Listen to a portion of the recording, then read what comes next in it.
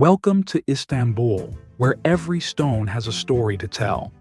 Today, we're diving into one of the city's most legendary landmarks, hidden in plain sight, the ancient Hippodrome of Constantinople. Located in the heart of Sultanahmet, this open square may look like a simple park, but 1,500 years ago, it was the beating heart of Byzantine social life. Imagine thundering chariots, roaring crowds of up to 100,000 people, and the emperor himself watching from his imperial box. This was Constantinople's ultimate stadium, the Hippodrome. One of the oldest remnants still standing is the obelisk of Theodosius. Brought here from Egypt in the 4th century, it's over 3,500 years old. Yes, older than the city itself. Look closely at the base.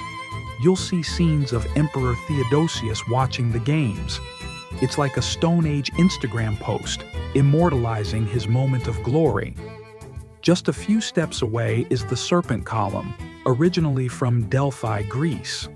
It once had 3 intertwined snakes' heads, symbols of victory over the Persians.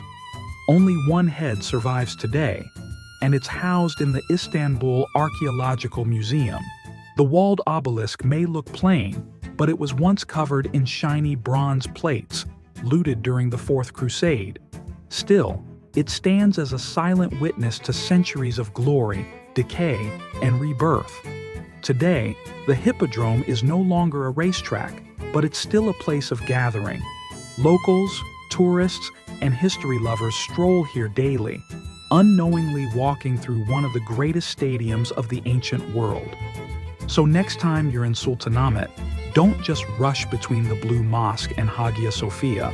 Pause right here. Let the stories of emperors, warriors, and wild chariot races come alive beneath your feet. History